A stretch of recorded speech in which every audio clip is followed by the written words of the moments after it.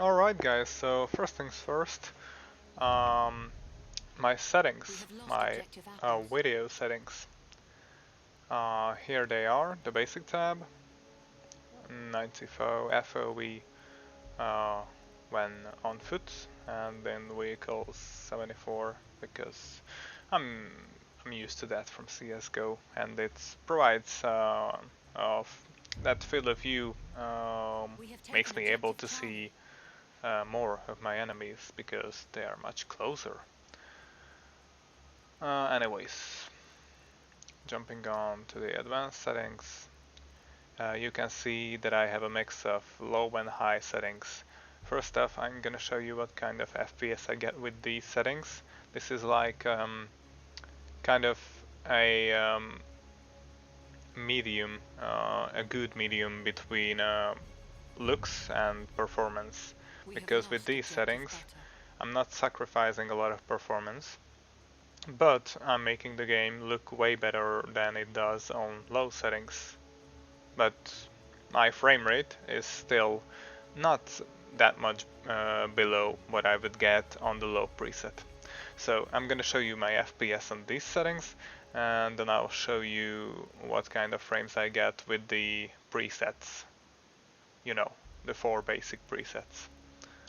So let's jump into the game and see what kind of frames I'll get with my own settings, which are a mix of high and low settings. I'm not gonna concentrate on actually doing well. I'm just gonna go around, shoot people, blow up some stuff, so that I can show you what kind of performance I get. That will be the focus of this video and not my skill or ability to play the game.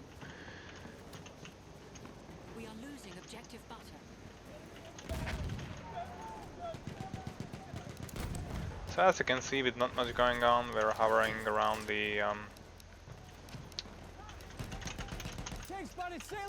140 FPS, I don't know.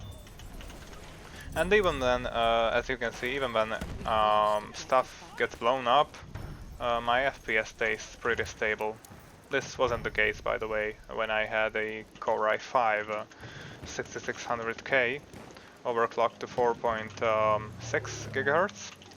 The frame rate was much more unstable as opposed to right now. Even though I'm running the i7 I have on stock speeds, that is 3.7 GHz, it turbos up to 3.7. My i7 6700K. By the way, you can find all of the specs of my PC and components listed in the description below. And also I'll put a, what is that? A comment which I'm gonna pin that will include the timestamps, so you can jump to the whatever graphics preset you wanna check out. So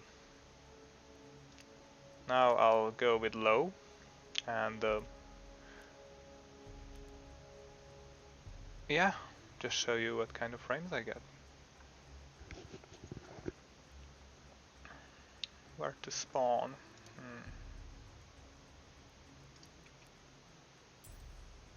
Guess I'll have to spawn here.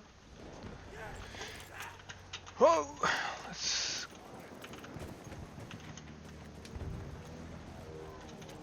Oh, a lot of enemies to shoot at.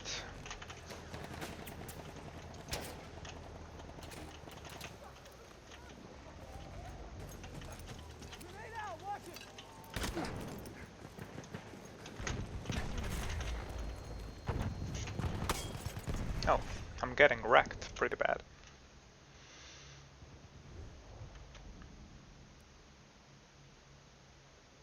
Again, I'm not really concerned about getting wrecked right now. I'm just trying to get into areas where the action is really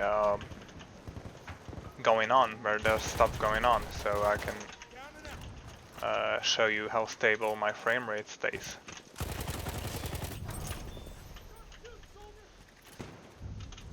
I wouldn't run around this blindly if I were to be serious.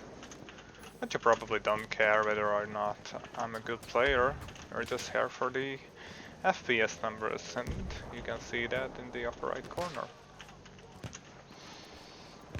Guess I'm talking too much.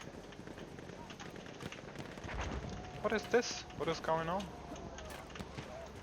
What the fuck is this? Is my ping alright? Yeah, it is. It's just buggy.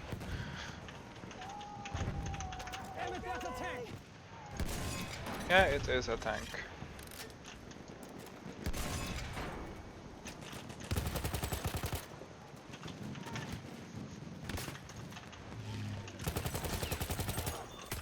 Oh, come on.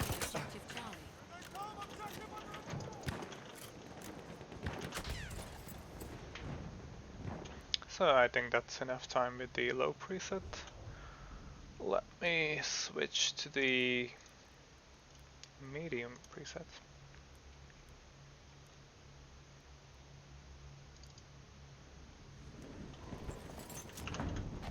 Oh, I can see that the whole image got a whole lot blurrier because of the anti-aliasing.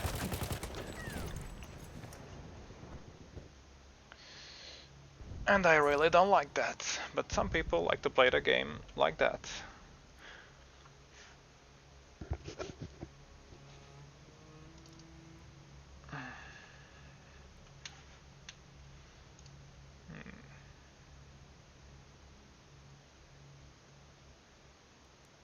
Okay, let's spawn here.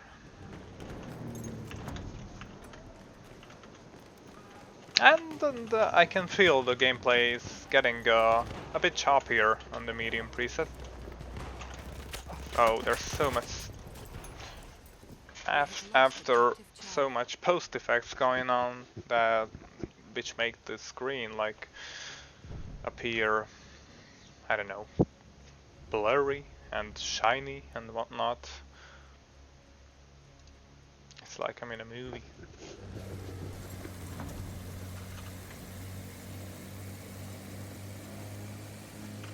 Yeah, I admitted the game does look great,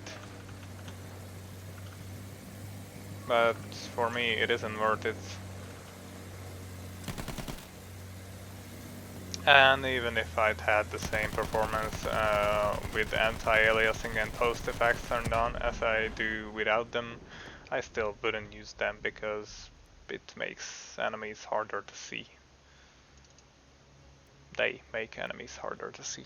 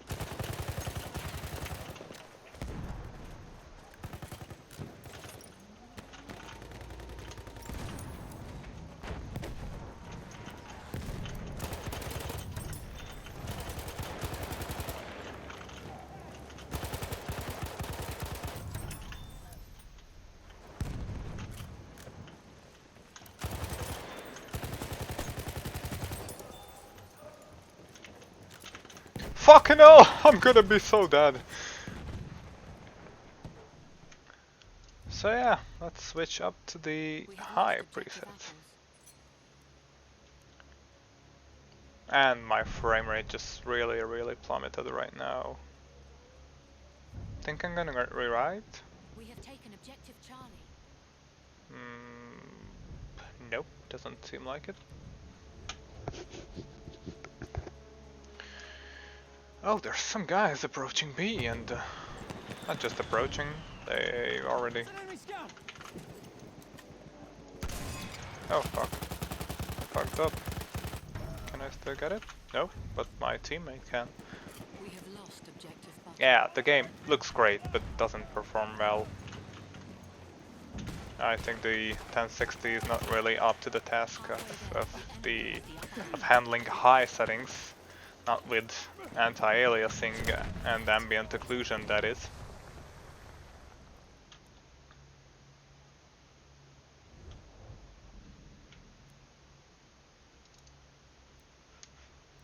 So let me just get into the action and die once more before I switch up to the ultimate torture for my PC.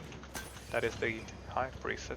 I mean the ultra preset, because it's ultimate, ultra, whatever.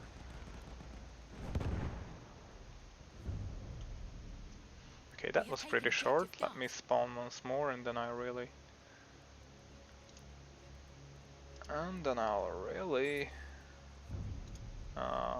switch up to the ultra preset. So yeah, let me spawn here. Let me get out here. These light rays are pretty neat looking. Not really useful, but neat looking. And because of the AA, I have a much harder time of seeing enemies at a distance, and even up close, to be honest.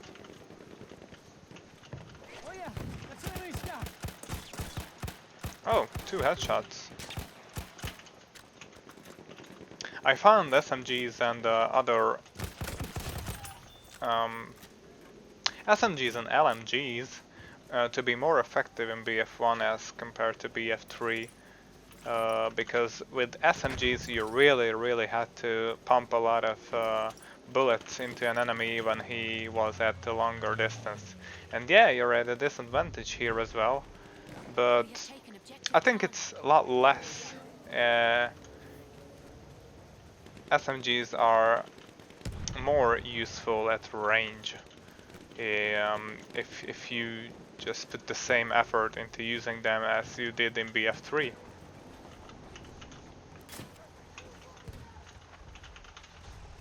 Yeah, you don't have to put so much effort into using other weapons as you had to in BF3, and you can still get a kill pretty easily.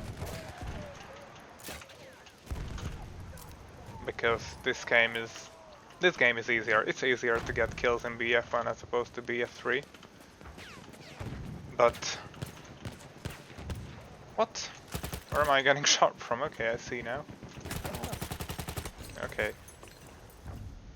So let's switch up to Ultra. Oh. Well, I'm still getting above 60, and for some people that's ideal. Not for me, with the 144 Hz display, but for some people it is. To be honest, I'd still play with that mix of high and low settings, even if I had a 60 Hz display, because this is just utter shit to my eyes. That is completely subjective. This looks like utter shit. It's just blurry and filled with unnecessary post-processing. I don't enjoy playing like this. Okay, even if I had a 1080 Ti, I wouldn't play like this.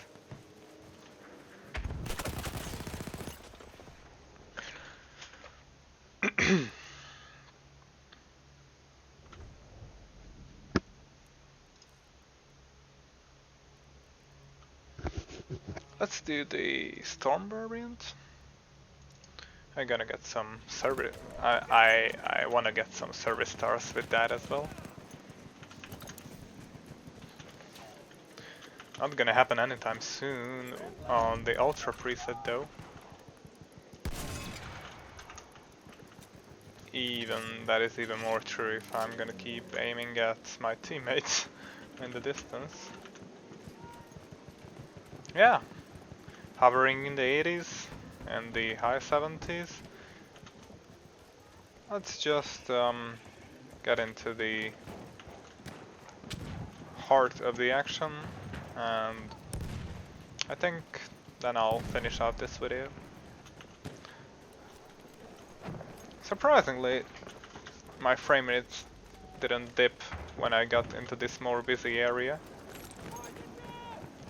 but we'll see when I'll be actually shooting at people and they'll be shooting at me.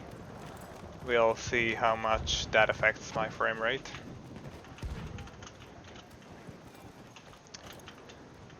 By the way, inconsistencies like stuff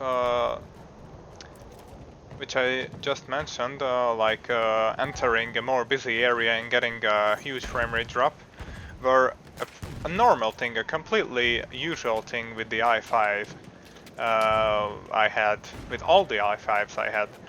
But in these newer games, the hyper-threading of the i7s and maybe the extra cache, I don't know,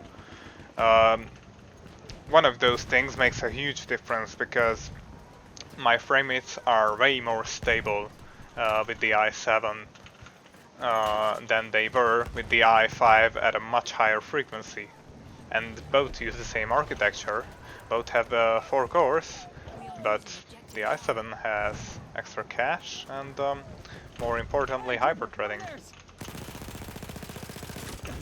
Oh, I'm really bad. So yeah, you could see the frame rate. One last thing to add, that also in the description you can find in the 2 commands I added to my user.cfg file. And if you don't know what that is, you can search it up on Google, Battlefield 1 user CFG, and you'll get all the information you need about it. And I only use 2 commands. One in which I define how many threads my CPU has, so I just tell the game to use that many threads. I don't know, maybe the game would auto-detect it, but this way I'm just... maybe the game would auto-detect it anyway, but this way, by telling the game in the config file how many threads I have, I'm just making sure that it is utilizing all of them. And the other command I put into that CFG file is FPS. My FPS cap, I set it on 0, so I've essentially removed the FPS cap, and that reduces input latency a little bit. Yeah, the game won't feel as smooth, that's true, but the mouse movement, or at least that's the area where you can notice it the most, your mouse movements will get a bit snappier. They will feel a bit snappier. Now, if you have a shitty mouse or a really high sensitivity, you might not be able to tell this right away, but if you use a low sensitivity and low settings, so high FPS, so everything is as smooth as it can be, and everything performs really good, then you will be able to tell the difference between a capped FPS number and an uncapped one. The difference is more noticeable in games like CSGO, where if you remove the default FPS cap of 300, you can feel right away that your mouse movements get like essentially you get freed up. Like it's that sense of freedom you get when removing the FPS cap. You might not be as sensitive to it as I am, but yeah, that's that. Some people use a lot of other commands in BF1, but I find that even though I used those commands which reduce graphical fidelity in BF3, I've used a lot of them in that config file, because in BF3 you could also use this config file. I found that some of those settings introduce glitches, graphical glitches in BF1, and I just find that I don't need them. I don't really need them. They don't increase performance that much that I would like to put up with the graphical glitches they introduce, and I suspect them. I'm not sure, but I suspect them to introduce some stuttering into the game as well. So I'm only using these two commands in the config file, which will be available for you to see in the description. So yeah, with all that said, let me close this video, which ended up being a kind of long-winded one. Thank you for watching, and if I helped you in any manner or entertained you, please drop a like and leave a comment, like saying Suka Bliat, or Idina Hui, or fuck your mother, or that it was a good video. If you've got the time, just leave some feedback. Thank you.